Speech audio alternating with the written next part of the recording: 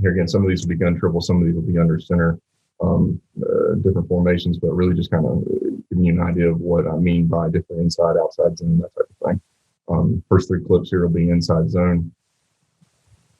And you see we got a nod front. And I'll get into the fundamentals and the footwork and all that in a minute, but here you're aiming point with the back, right there coming down the middle. Yeah, you got to make it read a little bit faster, but just the aiming point is right down the middle. That's inside zone for me. That's what I'm referring to. We just got our inside zone footwork. We vary, whether we're going to double the shade, whether we're going to check the B gap, just depends here, team to team, scheme to scheme. Wyoming started us off with true head up twos in this game, so it varied depending on when we came to the sideline, how we wanted to talk, how we wanted to play fast. But here again, I can't emphasize enough. You have your base rules, but you want to make sure that you want to make sure that the guys are adaptable. They understand that things are going to change, right? Defensive fronts are going to move. We got to be able to adjust.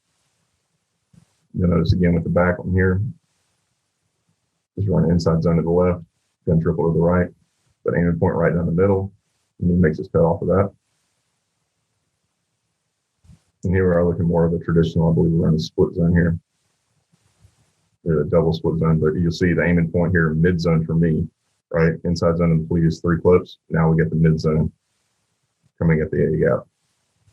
Just pressing a little bit further to the left. It changes with the defensive fits, all kinds of things that allow the offense to gain an advantage, right? I mean, we're running inside zone, but if we can run it in multiple ways and multiple formations, now the defense has to fit these things differently, right? And we'll talk about that as we go through. Just traditionally, though, we're looking at different fits for the defense, and that's why it makes it makes their job twice as hard, right? Because you're doubling their assignments, you're doubling their keys and their reads, but at the same time, we're running the same scheme up front.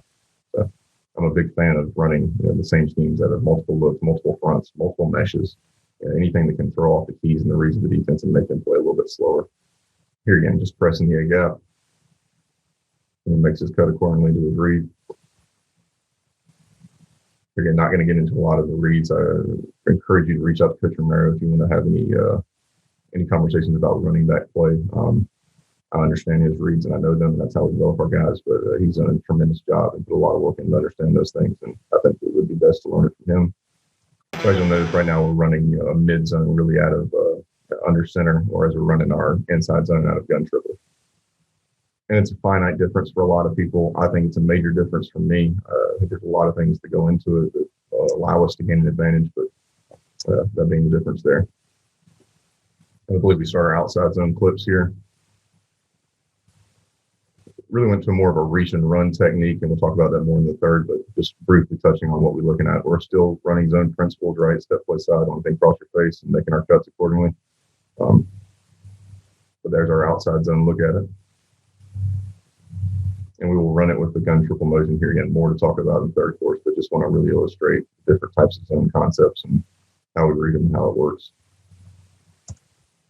Here again, I'll go over all these rules in the third session, but just a very good compliment, right? Just because of the way the defense has to fit it, everybody's got to be right, particularly those three at the second and third level, 31, 40, and 6 as you're looking at the screen. But outside zone aiming point being at the tackle.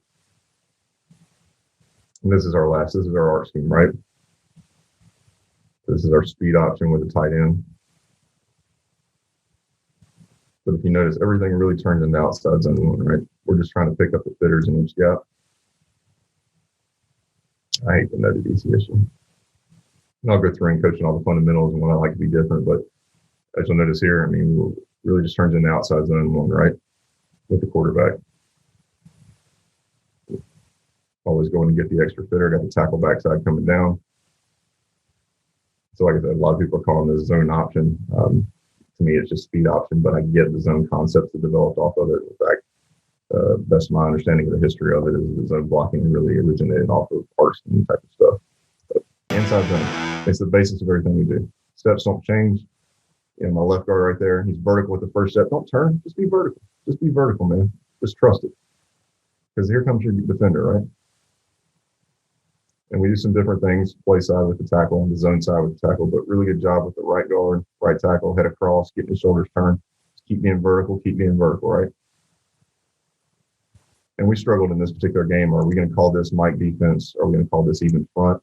And at the end of the day, the main thing is that everybody's on the same page and we know who we're working to and understand our combos. Coaches, Rick Stewart with allaccesscoaching.com. I really hope this video helps make you a better coach. Make sure you hit the subscribe and like button down below so we can let you know when new content becomes available, because we're all about coaches helping coaches. And remember, coach, better today, never as good as tomorrow.